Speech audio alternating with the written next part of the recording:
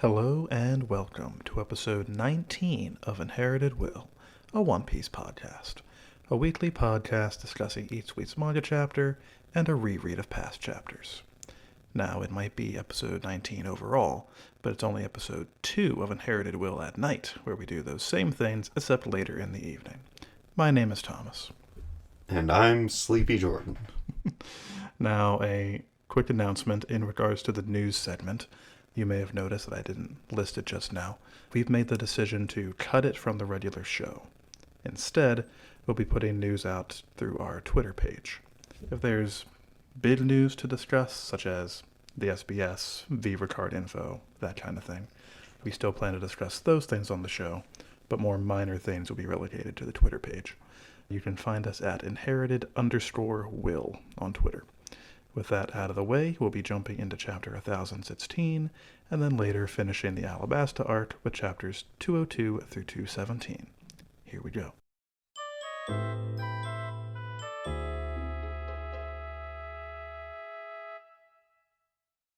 Zoro's doing a fun kick move to avoid spears. I guess having his feet way up in the sky makes it more likely to dodge the spears. He's definitely concentrated, though. I don't know what the hand signals are for, but they're helping, I'm sure. No doubt. Not sure what he and this cat were teaming up to accomplish by hiding in the ceiling here, but I'm sure it was a top secret mission that only the two of them could get done. Proud of them for getting caught, I guess. That takes us into the chapter proper. Chapter 1016, It's Me, Otama. Before we talk about Otama, we gotta talk about Otoko. There she is, walking around. They really pulled the old switcheroo on us here. Indeed, got us good. She and Tengu Man, whose name I do not recall, but I'm going to assume it's just Tengu Man until proven wrong. They're wandering around the fire festival, learning about the reason behind the great big bonfire that they got. Apparently that is to reach the people who have passed so that they can see it from heaven. Otoko wonders if her father Yasue can see it from way up there. I bet he probably can. He would most certainly be watching this festival. If I were him, I would have my eyes more peeled off or towards Onigashima. But, gotta check in on Toko from time to time, I'm sure. Make sure that she's alright with strange, long-nosed Tengu guy, who may or may not be Odin's father, depending on who you believe. Oh, is that one of the going theories? It's just based on them having the same voice actor in the anime, and also they have big lips, so that's all the theory has to go on. Perfect. Indeed. Then we pop on back to Onigashima itself. We see it in those two fun panels as we zoom in on it. Do we think that we checked in with Toko and Tengu guy here because they're going to play some sort of role in the story, or just to remind us that all these people are going to die if Kaido gets his way? That's kind of what I was thinking. I was picturing it as hey, remember that Onigashima is going over the land, and also everyone is gathered right here. Indeed. I'm pretty sure Kaido said this is specifically where he plans to land it, at the capital. So everybody's partying here. I think the majority of the populace gathers in the flower capital during the fire festival. So pretty much the entire country will die if this goes down. Yeah, I guess Kaido doesn't care. I don't see how he benefits from that, you know? He benefits from his castle being where he wants it to be, but yeah, that's about it. I mean, it clearly wasn't his original plan. Well, I say clearly, but I guess I don't know that for sure. It doesn't seem like it was his original plan to move Onigashima to the capital right now, right? That seems like his timetable was kind of accelerated due to Luffy and them showing up. So maybe he was planning on putting it down tomorrow when marginally fewer people are going to die. I don't know. But I'm sure he's got a good reason for doing what he does. This is Kaido we're talking about here. A known planner. Yeah, master of strategy. Indeed. let's check in with our boys CP0 right quick. They're here to just kind of give us a reminder using this Go board about what the numbers are looking like on both sides. Apparently, 5,000 dudes have retired from the battle. So before you take into account the people that have rebelled against Queen, the difference was 24,000 Kaido, 3,000 Luffy and co. But apparently, all of the pleasures and waiters, so that's not including the Smile Boys that are going to be converted relatively soon, 4,000 of them converted to Team Luffy after that fun speech Queen gave a few chapters ago. Yeah. So the new numbers are 20,000 versus 7,000. So Queen goofed real hardcore. He did. Also, I hope nothing comes down to a majority vote, because they do outnumber us now. Like, within our own party. Oh, that's a good point. There are more converted Kaido guys on our own team than there are Original people. original Team Luffy guys. Yep. Well, it certainly doesn't look like Luffy's running a democracy here. So, I'd like to see anyone try to tell Luffy that he couldn't do what he wanted right now. as far as the general populace of his team is concerned, he's dead at the moment. But the ones that matter are main guys. I'm sure their votes count for more or something. I don't know. But they're just kind of here to remind us, hey, this is what the numbers are looking like. That's all pretty cool. Back on the main floor, it looks like Squirrel Smile user Chick, who also has a communicator in her face or something, Bao Huang, has learned that Momonosuke has gone down, and she's gonna go deliver this news. Not great for morale if that goes through as planned. No, not great at all. Bao Huang has way more personality than I thought they had. They are very into the idea of breaking the spirits of the enemy here, and it was unexpected in my opinion. Indeed. Really hyped up about making our guys feel bad. Mm-hmm.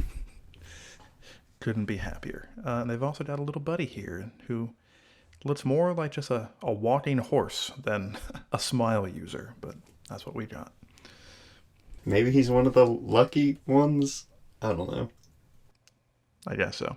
Or maybe the human head is on the other side.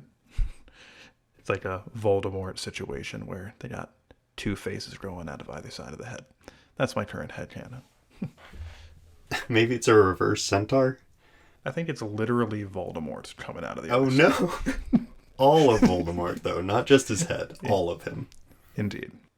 But it's not as bad as you think, because Voldemort doesn't have a nose. So it's not a full human body, just, 99% of one. But then we pop back to Team Nami and Usopp on that same floor, heading towards the live floor. Trying to figure out what the heck is going on with this talking Climateact situation. Usopp thinks that he's a super duper genius now. Well, that's because he always has been. Quite. So it seems that I think one of us mentioned that this was what we thought happened when Zeus got eaten a couple chapters ago. But according to Zeus in the Baton, after Mama ripped out his soul and it was slipping out of his body, as Hera was about to munch down on it, that was when the climate baton ended up in Hera's mouth. And instead of getting munched, it just kind of zooped into the Climateact and indeed turned it into a homie that is now, Neo Zeus, pretty much. So that's fun. Nami's not all that hyped up about it, but sure does give her an edge in battle later on. It sure does. It's interesting to me that Zeus has maintained free will and is a weapon. I get it, he is a homie, but still, I thought the whole point of the homies was that Mama was in control of them. Now I'm just confused what's going to happen if Mama sees this. Can she just stop him? I don't understand this power still. We've seen before that homies seem to have a certain amount of agency. Zeus has kind of had a custody battle going on between Nami and Big Mom for some time. But the way he speaks during this chapter makes it sound like him being in the climate baton somehow settles that dispute, right? But I don't really see how it's any different from him being in cloud form. I would imagine that if Big Mom showed up, she would have the same influence over him as she did before. But maybe it's a matter of loyalty now, since Big Mom just kind of threw him away. He's got more free will since she doesn't want him now anyway. I don't know. Best guess as of now. He says he can't get out without Mama's power, so he does know she could do it. So they're just going to have to stay away, I think. Guess so. Big news for you, though. He kept his hat. That's probably the most important thing from this chapter. It's not on him when he's in the pure Climatact form, which is sad, but understandable. But when he moves his face to the end, then it's there. So does the crew have, 9.5 members now? I guess so. I mean, I think Nami described Zeus as a servant when she was showing him off in between Whole Cake and now. So if you count servants as half a crew member, then I guess. But here we are, I suppose. Yeah, it sounds like you don't. I don't know. I mean, did Karoo count as a crew member back when Vivi was basically a crew member? Well, does that count? Well, yes, I would say Karoo was a crew member. Karoo got the X on their wing, so yes. That's true. But I guess I am operating under the assumption that this Zeus Climatact thing is gonna stick around for a while. Because Nami needs this buff to stay relevant, right? If she gets it for a little bit and then loses it, it's gonna suck. Agreed, since this would be the second or third time that has happened. Yeah.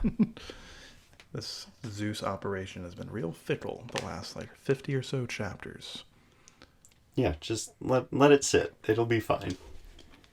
Indeed. Unlike Usopp, who gets just, destroyed with a nice headbutt to the head. Oh yeah. Poor Usopp. He's just really getting bopped real hardcore the past, always, for some reason. Poor guy. Tama tries to warn him, but far too late. Already having his face slammed into the ground from behind. Also, I just noticed that there is another view of our horseman from further away. Not that we can learn anything from it, but it makes me want it all the more. Yeah, we get the nice distance profile shot, so that's helpful, I suppose. Kind of debunks my entire human body growing out of the other side of his head theory, but there still could be a Voldemort face coming out of the back of there. And we may never know. Quite. Turns out that the person who has slammed Usopp face first into the ground, R.I.P. him, is Ulti. Ulti has gotten back up after taking that laser blast from Big Mom a couple chapters ago. She's got a bone to pick with Tama. You can even see that there's... I don't see a wound. That just looks like skin to me. Agreed. Don't know. Right? She was skewered, wasn't she? By lightning. It should burn her, but it looks like it just nipped her clothes. Now, her, midsection does kind of look like there's, cloth there. So maybe she, found a bit and just kind of wrapped the wound for now, and that's why we can't see it. But, not made very clear. I can't really tell specifically what's going on down there. But point is, she's fine for the moment. Not doing great, as Zeus points out, but able to stand and knock down Usopp. Yeah, she's still doing what she does best. Indeed. Nami takes a swing with her Climatact. It expands into a mace, pretty much. Spiked ball Zeus pops out, slams ulti in the side of the head. Nami didn't expect this to happen, so Nami's plan was to just smack her in the side of the head with the blunt pole and hope for the best, I guess. But Zeus points out, hey, just keep doing what you do, and I will just be generally useful like I am right now. Then he makes the observation that she's really tough still, very sturdy body on this ulti, but she's all mushy on the inside from getting lasered like 2 chapters prior. So one good lightning blast should put her down for good. I think she was probably mushy on the inside already, but yeah, point taken. Much more mushy now that she's had a laser shot through her. That's just how it works, Jordan. Ask Zeus, he'll tell you. Nami is reluctant, though, because she is holding Otama by the throat right now, and a lightning blast of that size would blast her, too. That's no good. Can't kill little girls. But I believe they call him Clutchman Usopp. Shoots a big ol' seaweed move to separate the two of them. How nice. At least he's useful in small ways in this arc. Yeah, he's playing his support role pretty well, which has been kind of lacking lately, and it's nice to see a return of it. Agreed. I'll have more to say about Usopp in a little bit, but let's give Nami her moment to shine first, I suppose. So what she does is she sends out a weather egg, which apparently just kind of allows Zeus to reclaim his cloud form because everything within the climatat is him now, I suppose. Yeah. He says, yo, technically I'm not Zeus anymore. Go ahead and give me a new name. She does so. But then he's like, all right, that's not cool enough for me. We'll just stick with Zeus for the time being. How ready Nami was is just great. Also, the fact that Zeus refers to himself as the mighty Zeus after that, he's like, oh god, gotta step it up a notch even further. Indeed. Don't want to be downgraded to Fluff, so we have to kind of overcompensate and go one step beyond Zeus to keep the cool factor going. I wish that Robin would have been here, because there definitely would have been a panel of her like covering her mouth and just thinking, Fluff, so cute. Exactly. Fortunately, she's busy taking on a disgusting spider lady at the moment, so maybe one day she'll get like I'm sure somebody's recording this with like an iPhone or something, so no doubt she'll see the footage later and we'll have that reaction. Yeah, Bao Huang definitely exports MP4s. So she shoots out a lightning blast. I was a little bit confused about this at first. I'm like, lightning blast? Isn't this move usually called the lightning tempo or something? But I was actually watching the new episode of the anime last night, and apparently since she has like become a kunoichi, right, she's been doing different attack names. It's been like Ninpo lightning blast as opposed to the lightning tempo that it once was. That's fun. Yeah. It's fun to see her embracing her role as a ninja. Yeah. How nice. She picked it up real quick and she's trying out new things. It's a very Nami thing to do, I think. Quite so. Unfortunately for her, she missed again. Nuts. She took a lesson from Krillin, though, and learned how to curve her Kamehameha to great effect. Indeed. Unlike Krillin, though, she couldn't do it herself. She had to get a sentient rod/cloud to help her out with that. But it works out great. Zeus redirects the lightning and blasts straight through her. She's not looking good. Poor ulti. Yeah, I would say that basically encompasses all of her. Agreed. It is rough to be she. But according to Bao Huang on the following page, she has indeed gone down. And then she goes on to say that 2 of the Toby Roppo are out of the fight. Pretty much confirming, to me at least, that that page 1 is down for the remainder of the arc. Oh boy. Yeah, she says first page 1, now her, so feels about as confirmed as can be. I found this Nami versus Ulti conclusion to be pretty cool. But retroactively, I think it makes the I'm reluctant to even call it like a fight. It's more like a series of small skirmishes. I found like the fight, I guess, a little bit disappointing as a whole. You mean because Big Mom helped so much and it like was disjointed and all that? It is in part those two things, yes. I think it's kind of a bummer that she had to get a massive assist from Big Mom, softening her up a couple chapters ago. Even more of an assist if you count Zeus as like a part of Big Mom still, which, kind of still counts. Um, and it was broken up very strangely. But Nami fights usually involve like strategy, and this one really didn't, aside from gotta figure out how to hit harder and oops, I missed, right? Anything that could be argued to be strategy was Zeus at this point. Right.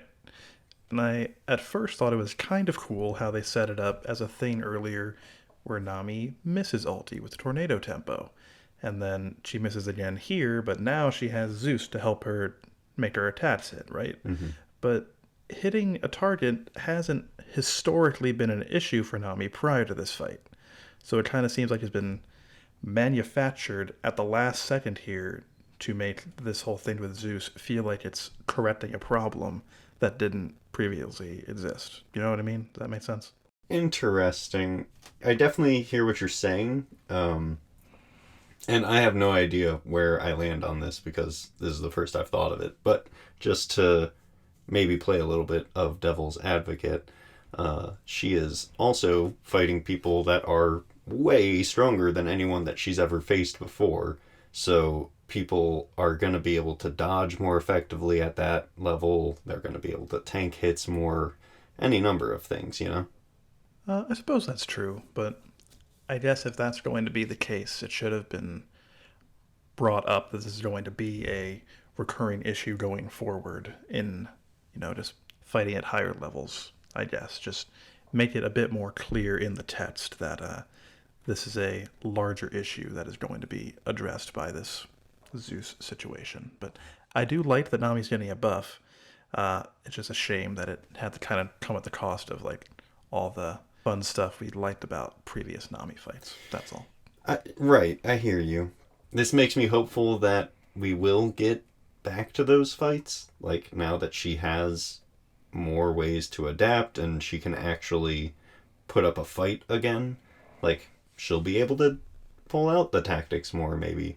I guess she could also just be stronger and not need that, which would suck, yeah. Indeed. Nami's always, ever since she's gotten the climate tat, has always been a pretty hardcore glass cannon type character. And this just makes that like imbalance of offense versus defense a little bit more prominent now that she's got Zeus.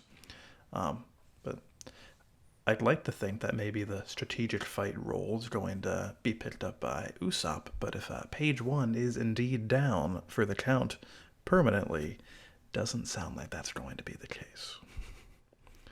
Not sure who else Usopp would get a 1v1 with, if not page 1, now that he's been put in the ground.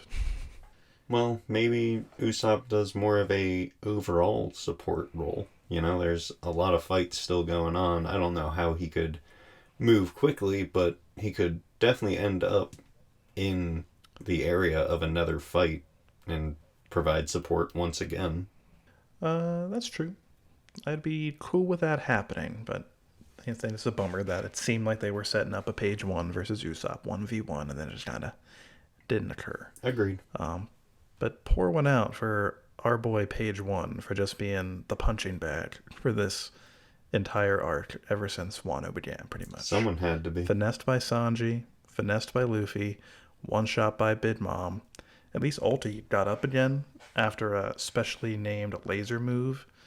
Page 1 got one shot by just like a hockey punch. Granted, Conqueror's hockey punch, it looked like.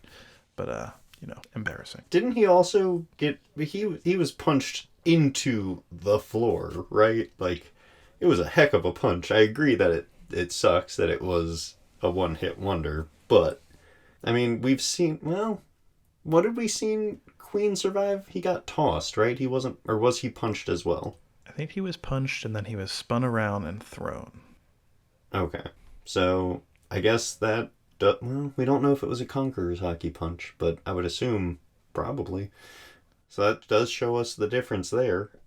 But you would think that just like unnamed punch, Conqueror's Hockey or no, would be less effective as an attack as like a special triple homie combo laser, right? And ulti got up after that. Right, but we were shown that, like, grazed her or whatever and got her insides. True. Page one, I think was. Didn't it look like his neck was basically broken in half? Like folded over? I don't remember specifically, but something like that, I think. Yeah. Yeah. So I am willing to accept a Conqueror's Hockey Punch to a long, unstable neck would result in death. That's fine. Poor guy. We'll see. Maybe Bao Huang is wrong. Kind of seems like voice of God happening right now, but maybe she's just mistaken. Could be. Could be. She is a character, so she is fallible. Quite so. Speaking of being fallible, she also goofs up real hardcore here. Apparently, she accidentally activated her loudspeaker abilities and told everybody everywhere that two of the Toby Roppo have gone down. Nuts. Yeah, talk about morale shifts. Indeed. We don't know this for sure, but just based on like how young they appear to be compared to the other Toby Roppo and like how they interacted with the other ones, it kind of seems like Ulti and Page One were perhaps the weakest of the group. We won't know like how much of a power disparity there is here. And again, I'm just assuming that to be true. But we'll see how the other fights go if that turns out to be true. That's how I took it. Like that is definitely how it reads, no doubt. It just doesn't seem like it would be like much of a issue for Jinbei to be able to take out who's who if like, well, at the same time they also got mushed up by Big Mom before this, but I don't know. It's hard to gauge how powerful somebody is when they are taking hits from one of the most powerful people in the series before they're taken down. So yeah, I guess we'll just have to wait and see how those other fights go. Before that, though, Usopp, champion of the hour, takes out Bao Huang using his Devil Pop Green operation, giving Otama an opportunity to speak into the speaker and take control of the gifters. How nice. Yeah, we see my boy Beppo for just a moment, and it is enough to propel me for the next 2 weeks before the next chapter comes out. If you want to see some hot Beppo action, you should watch the anime episode that came out just last night. It's not much, but he does get a little bit of a shine along with the other two like key members of Law's crew. It's nice. That's worth it. All right. It also looks way better than it has any right to look, considering it's like 90% filler, basically. But, these things happen somehow, I guess. They just decided to show off for a little bit, huh? I guess so. They just added, like, a little bit of flavor to the on-the-sea battle before they actually arrive at Onigashima, and they just blew it out of the water for this. I don't know. I don't know what was going on. We can discuss that another time, though. We're back on the roof. Here we are. Yamato versus Kaido. Get some lore drops here. Hardcore stuff. So, yeah, back on the roof. Yamato, Odin, I think they both still count, is standing up to his father. It's a nice little standoff here. I do want to see these clubs clash. I do too. Perhaps we might even, at the end of the chapter here, we get a little bit of conflict from a distance, a fair distance. But maybe we'll actually see enough of this fight to satisfy that craving of yours. Yeah. I wouldn't count on it, but I would like to. Yeah. It's interesting to me that Kaido immediately jumped into his hybrid form. He is not messing around. Indeed. I mean, his full-on dragon form has only served to, like, get him thrashed, historically speaking, in the conflicts that have taken place on the roof. So don't really blame him. And also, Yamato says here that like his goal is to stall Kaido until Luffy comes back. So gotta go all out so that Yamato doesn't get his way, I guess. Kids these days. Yeah, we have to see Yamato go full out as well, right? Like, is it going to end up being a combo on Kaido? Do you think Yamato will survive long enough to be able to help Luffy? I would like to see that. I think it'll ultimately come down to Luffy versus Kaido one-on-one in the end. But I would love to see, for a little while at least, Yamato and Luffy against Kaido. That'd be dope. Yamato needs to express this desire to go out to sea with Luffy to Luffy, right? So he at least needs to survive through to that. And by survive, I mean stay conscious, of course. Sure. Now, in regards to that specifically, I think almost the first thing Yamato said to Luffy after like taking off the mask was, "Let me go out to sea with you." So I think Luffy's already got it in his brain that this is Yamato's intent. That's true. But we gotta see like a more formal request at some point, if it is indeed the intent of Oda to make Yamato a full-fledged crew member, as it appears to be basically confirmed here. Is that what we think now? Unless Yamato is doing exactly what Odin did, where, like, you're not exactly a part of the crew, but you're going with them just to learn and get experience and whatnot. Sure. More of a temporary operation. Yeah. Right? I could see that. That would make sense if Odin is following Odin's will, you know? True. Yeah. Definitely some very clear-cut parallels going on here. Yeah. But he says that he can only go out to sea with Luffy after Kaido's been booted out of Wano. But Kaido doesn't want to go. Apparently he's here in Wano for a specific reason. What do you think is up with that? What's Kaido's sticking point here with Wano country? I don't exactly know what he's referring to, unless there's something special about the land itself that we just don't know about. I don't know. Maybe. The direct utility that Kaido is getting from Wano after partnering with Orochi is that it's like his weapon factories, pretty much, right? It's serving as a home base. He's getting weapons out of the deal, but he can do that anywhere, pretty much. Doesn't have to be specifically Wano for that stuff. Granted, he's now kind of rooted here, so it'll be kind of a pain in the butt to start from scratch somewhere else. But the only thing I can think of that is specific to Wano that Kaido would want to be here for is that this is supposedly the birthplace of the poneglyphs, pretty much. The Kozuki clan are the ones that carve them, as I recall. I don't know how that helps him unless he's just like after the knowledge that is on them, right? Maybe he thinks they'll... Well, he already knows about the road poneglyphs, of course.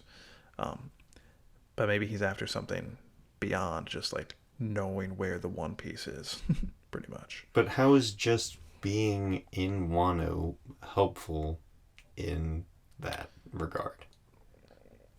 Well, maybe the secret of how they like carve the poneglyphs or how to read them or whatever is somewhere in Wano. I don't know where it would be that he couldn't have already searched into like 20 years he's been here, but... Yeah, that's what I'm stuck up on. But aside from that, I can't think of anything else.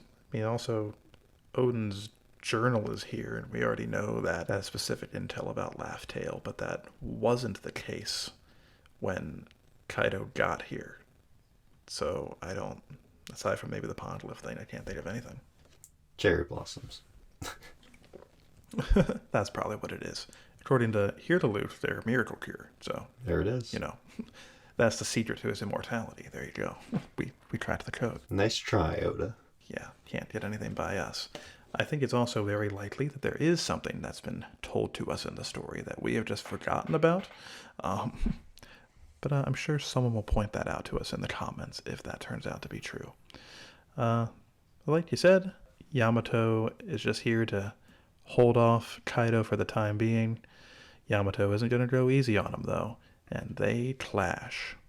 And what appears to be like a Conqueror's Haki infused clash, based on like the lightning bolts and like how the clouds are being pushed. I was not entirely sure if the clouds are actually being pushed or if those are just other swirly clouds like we have seen around Onigashima in the past, but I think I landed on that and being pushed away. That's the way I took it. I mean, this certainly isn't hard confirmation that Yamato has Conqueror's Haki, but the combination of the lightning, the clouds that, like you said, could just be coincidence, but also it just kind of made sense that Yamato would have Conqueror's Haki, being son of Kaido and all. I think those three things together made me at least err on the side of, yes, Conqueror's Haki for Yamato. Yeah, this is going to be so interesting if Yamato does end up joining the crew. Like, between that and Jinbei being on the crew, like, there's no monster trio anymore. There's, like, Luffy and then the Fighting Four. We'll go with that name for now. No doubt someone else has already thought of a better name, but I prefer yours. Yeah, I mean, if Yamato joins, I mean, people are already debating between who's stronger between Jinbei and Sanji, and probably will continue to forever, I would imagine. Throwing Yamato into the mix here does muddy the waters a little bit further, but we need strong boys, I guess. Right, and we're definitely still not sure how strong Yamato is, but if it's assumed that he still hasn't transformed, if he like does and gets stronger when he does, like he's already holding off Kaido in theory in this hit if it's a clash. Like true. Yeah. That's a lot of beef. Quite so. But at the same time, just being, well, I was going to say, just being weaker than Kaido isn't much of a bar, but being able to at least hold back at least one attack from Kaido is, pretty impressive. Right. That's about what Zoro did when he was on the roof. I thought Zoro He almost died doing it. I thought Zoro tanked a combo attack from Big Mom and Kaido. Well, sure, that did happen, but you call it tanking when he ate that hit and then went down. He's still alive. Didn't die from the hit. True. And conscious at times. On occasion, just to make a snide remark to Sanji. But yeah. So will that make Yamato stronger than Zoro then? That's what I'm saying. Like, it certainly could end up that way. Especially with the Devil Fruit transformation factor in. Zoro fans are not going to take that well. No, but oh boy. We'll see what happens. Yeah, pretty much. One last thing I wanted to talk about before we end the already pretty lengthy chapter discussion is in regards to the other Straw Hats potentially getting beefed up in some capacity during their Wano fights. Because we've already seen it happen with Zoro. He got Enma, right? Sanji has the raid suit. He hasn't used it in a real serious conflict yet, but he's got that in his pocket. And now Nami, one of the lower tier combat members, has gotten a massive buff from Zeus. Chopper also got his boosted monster point. Yeah, that's true as well. Got 30 minutes of that sucker now. So that leaves Frankie, Usopp, Robin, Brook. Do you think that they may be significantly buffed during their fights too? So, for Robin, I don't know how you buff Robin without her awakening her devil fruit, right? Like, unless she can just keep putting out more and more pieces of herself, because I think that was a big upgrade that she got in the past. But you can only take that so far with A, it being interesting, and B, it being meaningful, right? I guess she could get hockey. If she had armament hockey, she would be crazy powerful. Or observation hockey to a certain degree.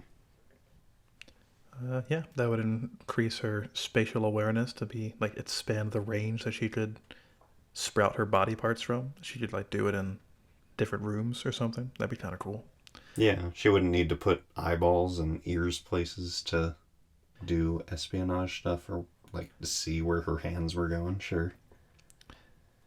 I'm not sure what awakening would look like with Robin though, because we've only seen two paramecia users awaken previously, and they've all had the ability to like turn their surroundings into whatever they have control over with the streams of Doflamingo and the Moshi with Katakuri. So that would make me think that Robin's awakening will be the ability to turn her surroundings into her body parts. But is that really that different from just sprouting body parts in No, those it's locations? not. Like, it. That's yeah. I'm worried for Robin. Indeed. This is why Oda doesn't use her in fights very often, because it's hard to figure out ways to make her progress, I guess. Yeah, she's been crazy powerful from the start. So yeah. As for the others, Usopp, Brook, Frankie, Frankie could very easily pull out a new weapon, right? Or maybe Frankie at some point salvages something from Queen and takes it as his own. That'd be cool. I'm not sure how they would do that in combat, but it doesn't necessarily have to be during the fight. Right. We left out Jinbei. Jinbei's kind of a strange case, because Jinbei's such a fresh face to the crew. Yeah, Doesn't really seem like we've seen like the maximum of what he can do yet. that's true. So in Jinbei's case, I think just like a heated battle where he has to push himself to the max is perfectly fine for Jinbei. Right. Usopp and Brook, I don't know. You got any ideas there? The only thing I can think of for Usopp is like actually progressing that hockey thing that he unlocked like 300 chapters ago, and nothing has been brought up about it since. Um, but in Usopp's case, the only time he used the hockey was to drastically increase his like sight range pretty much and also see through that wall. And that specific application doesn't seem like it would be all that useful in like a 1v1. So maybe that helps him in like what you were talking about before, like a support role, helping somebody else sniping from a great distance. Like if he, I don't know, he's on the live floor, maybe he like gets a hold of some queen tech and like shoots it like through a crack in the roof to Frankie or Sure, something. sure. I don't know. Something cool like that. That's my only guess for him. Expand on that observation hockey that we already know that he has. Mm-hmm. As for Brook, I don't know. I mean, Brook doesn't fight all that much either. And he's currently in a team with Robin, but Robin appears to be taking like point on this fight. Last we saw it, at least. So, don't know. Don't know what's going to happen with our Skelly Man. No, but I am excited because you're right. If everyone else is already trending that way, it would make sense that everyone gets a boost. But we'll see. We'll see. In 2 weeks, maybe. I sure hope so. We do have a break next week. Next chapter comes out on June 27th, and I believe that takes us into the reread.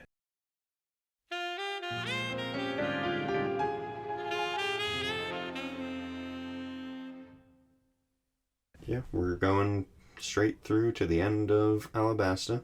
We start with Luffy's very good aim, where he catches the water in his mouth to unmummify himself. How lucky. Yeah.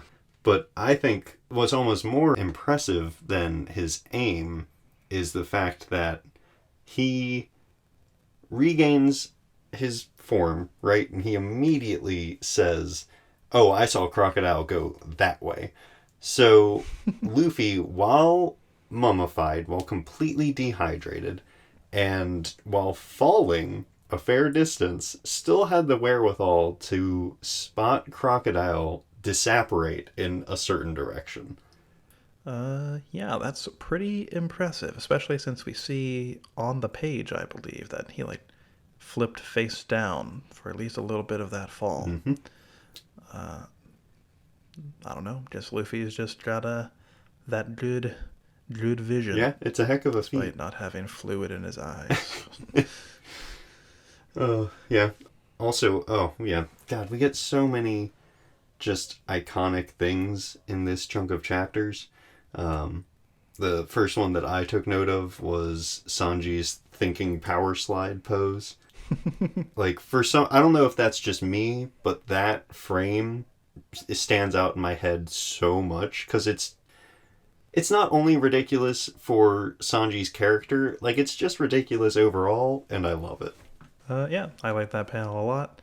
I don't remember specifically if he ever does it again, but I sure do hope he It does. just, maybe, but It's very silly. the, like, crab slide just is so good. I'll always remember that one. And it looks so silly, you wouldn't think that Sanji would want anyone to see him doing that. Right. Time was of the essence, I get it, but he's usually so composed. Right. While Cobra and Croc and Robin are like in the secret hatch and they're looking at the poneglyph, Croc actually reveals that it was Robin that approached him about the poneglyphs, which makes sense, right? I don't know how Crocodile would know about her, but I was kind of surprised that she was the one that reached out to him. It seems like an odd move. The only thing that I can think of that might be strange there is why would Robin go to Crocodile assuming that he knew anything about the poneglyphs or had intent to use them for something? Right. You know, like what would have like sparked Robin into approaching Crocodile about that in the first place? Yeah. Like, Maybe she did some digging in the Baroque works and like kind of figured out of her own accord that that was the case, but never addressed. could be. Yeah, she probably knew that there was some poneglyph in Alabasta, and maybe she just knew that that was Crocodile's goal. So, I'll allow it. So, as they're searching for the giant bomb, Usopp does like a flare move to get everyone's attention because Vivi has figured out where the bomb is. And this flare move, which is used only to tell people where you are, he calls a lethal weapon, which is just perfect Usopp energy. Couldn't agree more. To Usopp, anything that comes out of his slingshot can be used to murder something because that's just how impressive he is. Right, yeah, he murdered the air molecules on the way up to the sky. Exactly.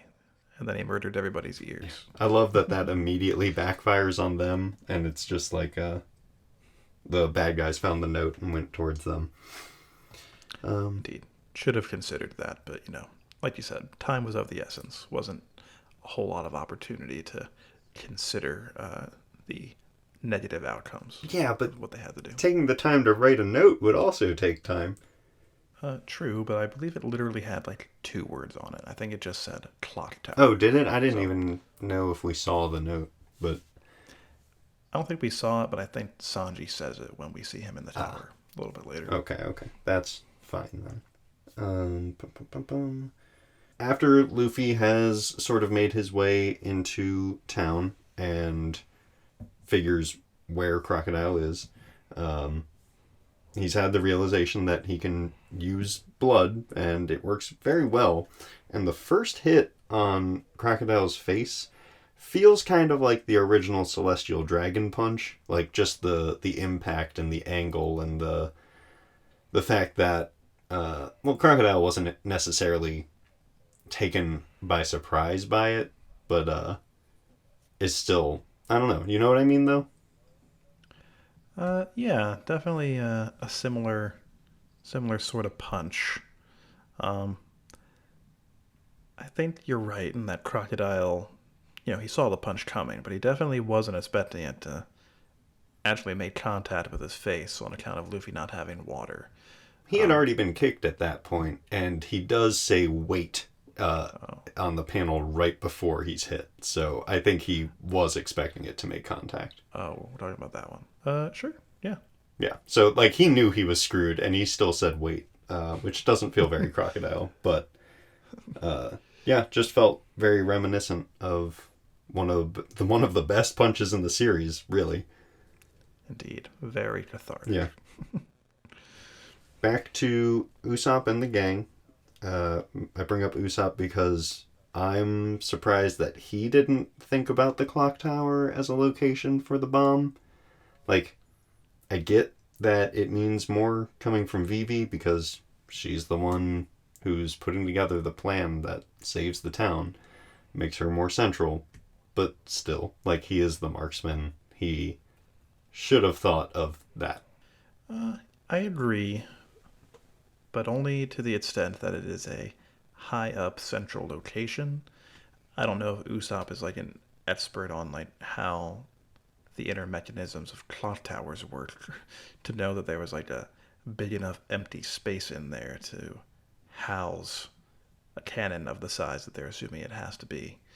But that's the only benefit of the doubt I can give the guy. Other than that, you're right. He should have thought of that. Yeah, I guess that's fair. He's also lost a lot of blood today, so he's not exactly working at 100% brain faculties. All right, we'll cut him some slack.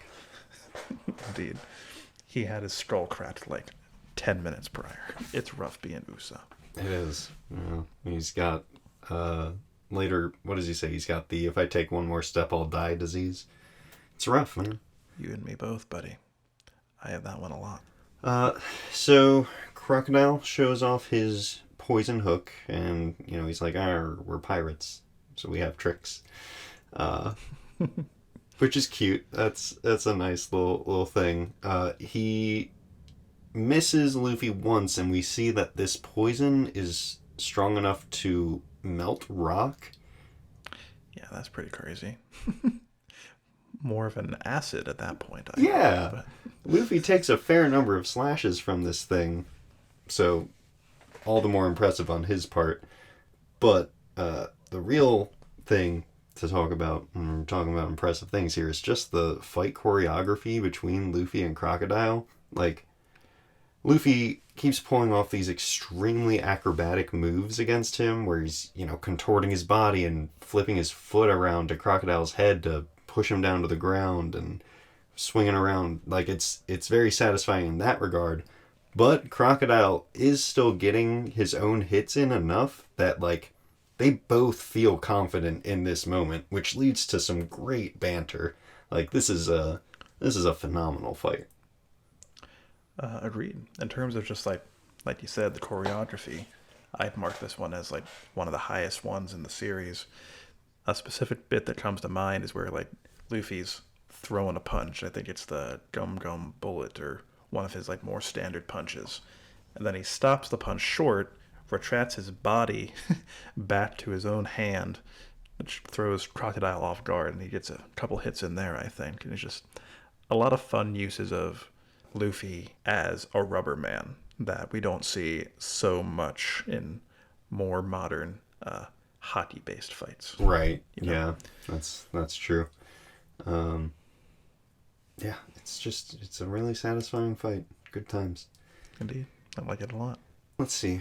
Oh, well, yeah. We don't get much of Mr. Seven and Miss Father's Day, but they're very sad characters because they don't realize how expendable they are to Crocodile.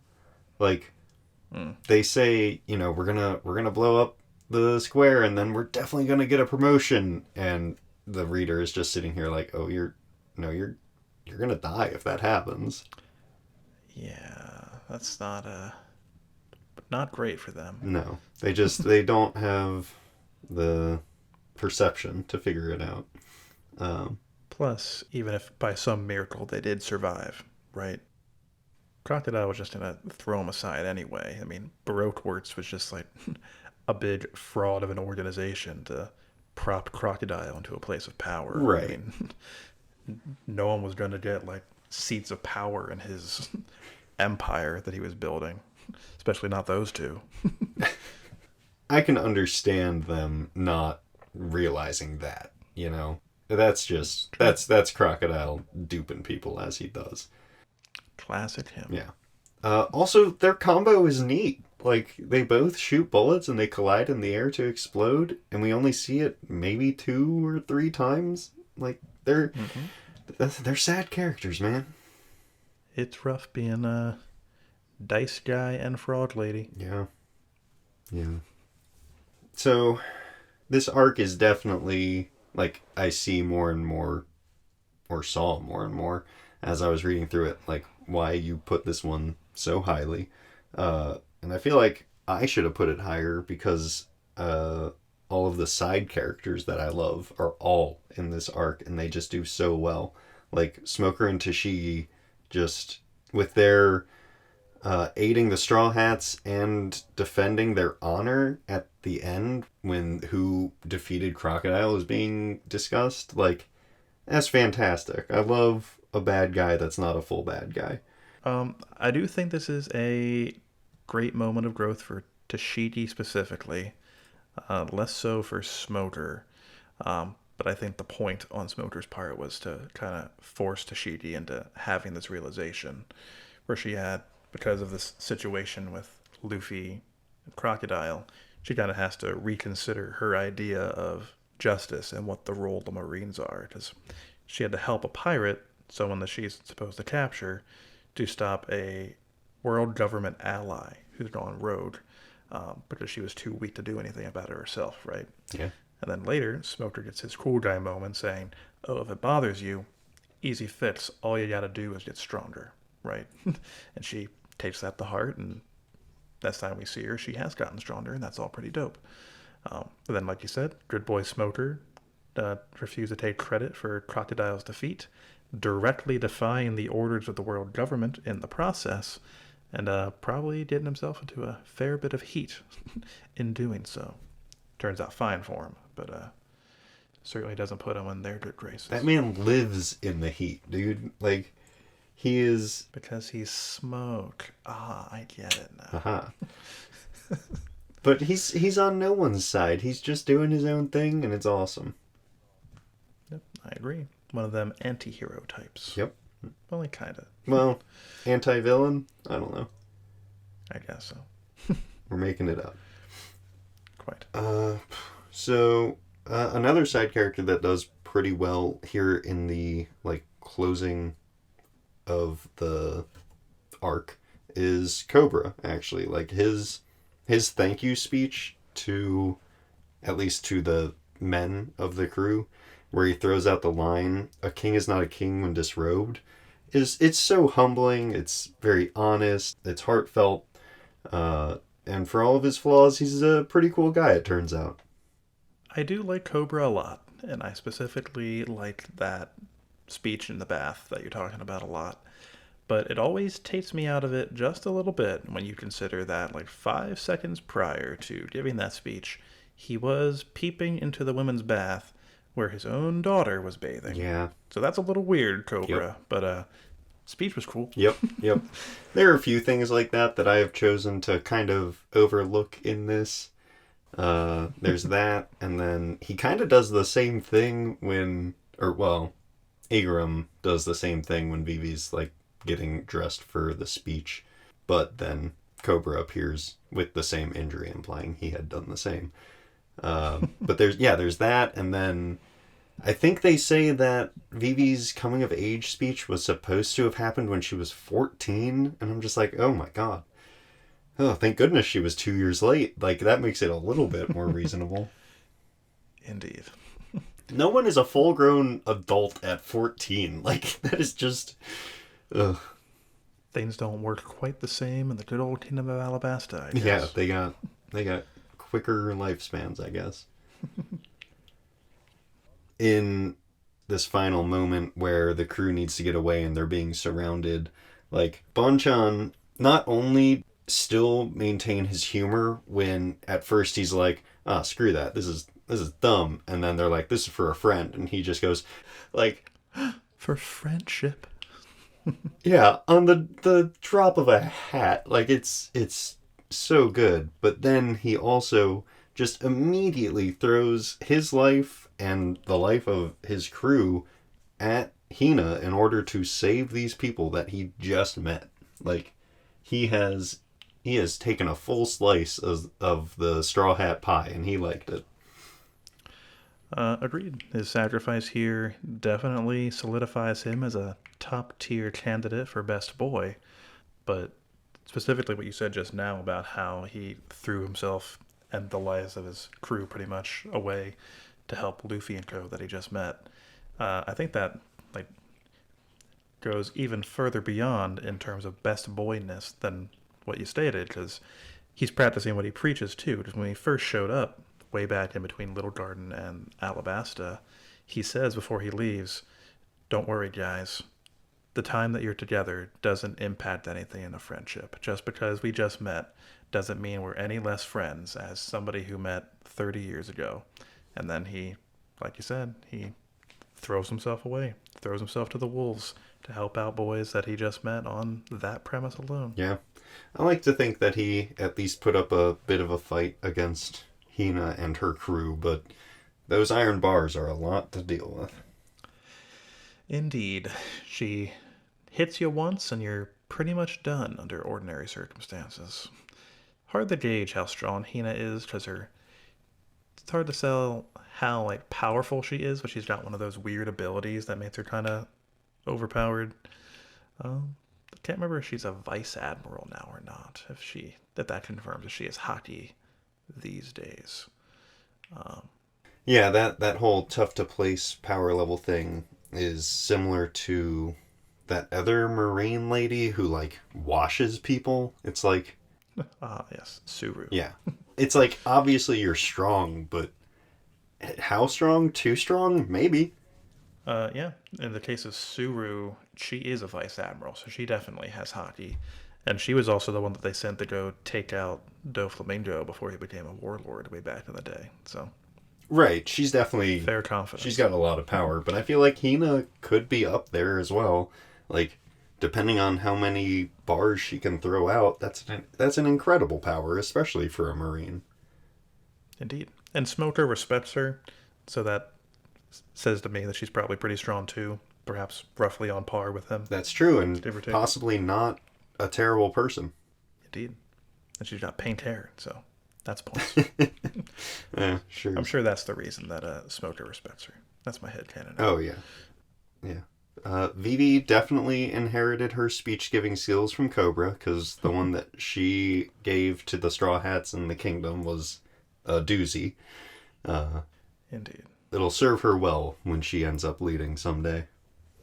No matter if I'm watching the anime version of this or reading it in the manga, as I found out doing this reread, no matter what, I always tear up just a little bit right where it says, "If we meet again, will you still call me your shipmate?" Not even exaggerating. I'm not afraid to admit that I teared up a few times in this reread. Mm-hmm. It's good. It's good stuff. It's all like yeah, that specifically, but then also when they all just raise their left arm, like that solidarity, so good. Indeed. And they established chapters ago that they've got the X. They kind of slip it in at the end here that they called that the symbol of their friendship. But then, yeah, the reason they can't just do a normal goodbye is because the Marines are there, but they've got an unspoken bond symbolized by this X that they've crafted. And by showing that off, that's their goodbye. Feels good. It's very well done. What is slightly less well done is Pell's survival. Yeah, still trying to come to terms with that, even now. I don't understand how we're expected to just accept that. It especially bothers me because they spent like 4 pages on his like farewell speech / flashback, And like that entire bomb operation was like almost an entire chapter, Mm-hmm. like building up to like a dramatic death for Pell. And then not only did he survived for no real reason. Like Pell hasn't popped up again. And, well, he's been like around during the reverie, but I don't think he's said anything or been relevant in any way aside from just like escorting Vivi. And also, how did he get to that like little desert hospital? Did he get blasted like miles and miles in the explosion? How did any of this happen, Thomas? Yeah, I'm just saying I've got some questions about the logistics of how this happened, pal. Gonna need you to fly down here and get interrogated, because I'm never gonna let this go. Yeah. Robin gets her kick-ass intro where she kind of just immediately disarms everyone and says, I'm here. I'm a part of your crew. Deal with it. Yeah. What are you gonna do? Kill me? Try it, punks. And they're not interested in doing that anyway, so it works out pretty well for her. I don't think anyone there could, except for like Zoro, and I don't know if Luffy could take her out, but I don't think she could take Luffy out either. Robin had the advantage here in that he probably doesn't have a firm grasp of what she can do, so it'd probably be fairly easy for her to catch him off guard and just toss him into the sea, and then done deal. Oh, I didn't think about the sea approach. I was just thinking of her usual like back-breaking moves, and that wouldn't do anything to our boy. Indeed. Got bones made of rubber. Zoro wouldn't necessarily be incapacitated by the sea operation, but he would be vulnerable to just being snapped in twain if she used enough arms to make it happen. That's true. Yeah. Yeah, I guess it's just Luffy, and that's only if he didn't get surprised. So yeah, Indeed. she's here, and she's the best, and that's the end of my notes. Understood. I only had, I think, one, maybe two things that I wanted to touch on. I think I like that it is addressed in this like post crocodile defeat operation that Zoro cannot draw upon the mystery power that he developed. We believe it to be Haki, just at will now, because that it sucks that it kind of like depowers Zoro immediately. I mean, he even says, if I can't draw it out at will, that means that I'm not really any stronger. And that's true, but it also means that it makes sense that when he's slashing Eneru later on, like, that's dark, of course, that he's not dealing damage. So for continuity's sake, please, that's true. Unfortunate for Zoro that he didn't get like a full-fledged buff here. Bummer. Yeah, but he barely needed it. Like, he needed it for this one specific opponent, but if he would have been against anyone else, he would have been fine as is. True. Yep, pretty much any of the other non-Crocodile Baroque Works members wouldn't have had much of a chance. Yeah. And then the only other thing that I thought was fascinating is that Luffy's bounty at the conclusion of this arc went up to 100 million berries, which is already high enough, right at the beginning of the Grand Line pretty much, for him to be considered a supernova. So that's pretty bonkers. And it only goes up from there. Yeah, I was surprised that it broke the, 9-digit mark? Yes. Yeah, very impressive. Good job. Indeed. And Zoro's is also up there. Yep. A whopping 60 million. Pretty Very high. impressive. Double Luffy's starting bounty. Well done. And Claps all around. real quick, before we wrap up, usually we do a lot of things where it's just like talking about the funny bits, but there were way too many in these like 16 chapters. So I'm going to throw out some of the ones that really just did it for me, and it's going to be a rapid fire thing because this has already been incredibly long. Bam, here we go. Yeah, so we've got the crocodile-ish hole that Luffy points out. That's great. We've got Zoro confusing north with up. We've got Usopp getting hit in the nuts with the cyclone tempo. We've got Sanji ignoring the walls he busted through when people are looking at the damage of the city. We've got eyelashes just suddenly appearing at the banquet at the end, and everyone just being like, oh, okay. Oh, Sanji immediately hanging up on Bonchan when he calls the Denden Mushi. And Luffy trying to insult Zoro with first 3-sword style and then amending it to 4-sword style. Indeed, a real upgrade.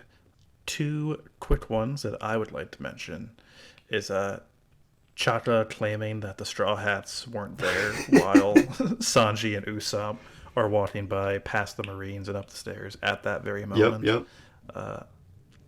Very good. And I know I said I had a second one. Turns out I was wrong. It was just that one that was on my list that you didn't have. So Perfect. Well done, everybody. So, yeah, thanks for listening, everyone. There will be a break next week. I don't think we have any, hard plans for that yet. But if any develop, they'll be on the Twitter page, which is, again, at inherited_will on Twitter. So keep your eyes peeled on there if you want those sweet, sweet announcements. But until then, we'll talk to you guys next time. Bye-bye. So long.